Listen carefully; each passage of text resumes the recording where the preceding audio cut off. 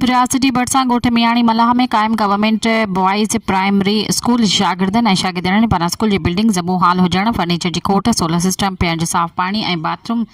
समेत उस्तादनि जी खोट ख़िलाफ़ सख़्तु एहतिजाजी मुज़ाहिरो कयो वियो। मुज़ाहिरे दौरान शागिर्दनि ऐं शागिर्दियुनि सख़्तु नारेबाज़ी कंदे चयो त असां सिंध जे ॿियनि ॿारनि जीअं बहितर माहौल में पढ़णु चाहियूं था, पर ख़बर नाहे तालीम खाते जा कामोर असांखे सुठे माहौल में बहितर तालीम ॾियण लाइ छो तयारु न आहिनि। शागिर्दनि जो चवणु हो त हिन स्कूल में रोज़ानो 105 खां वधीक ॿार तालीम हासिल करण लाइ अचनि था, पर स्कूल में ही हेठि ज़मीन ते वेही तालीम हासिल करे रहिया आहिनि, जंहिं सबबु स्कूल जा सभु शागिर्द एहसास महरूमी जो शिकार बणियल आहिनि। हुननि चयो त हिन स्कूल में फ़क़ति हिकु उस्ताद मुक़ररु आहे, जंहिं सबबु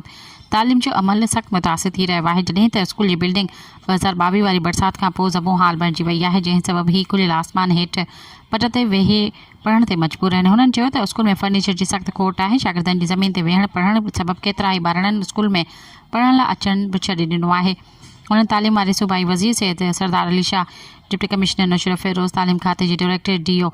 नौशर फ़िरोज़ समेत लाॻापियल अमलदारनि खां मुतालबो कयो आहे त फौरी तौर ते स्कूल जी बिल्डिंग जी मरम्मत कराए नओं फर्नीचर जी फ़राहमी ऐं उस्तादनि जी मुक़ररी समेत ॿियूं सहूलियतूं ॾिनियूं वञनि। सब्सक्राइब कयो अवामी न्यूज़ HD खे ऐं ताज़ा तरीन ख़बरुनि लाइ ॾिसंदा रहो अवामी न्यूज़ HD।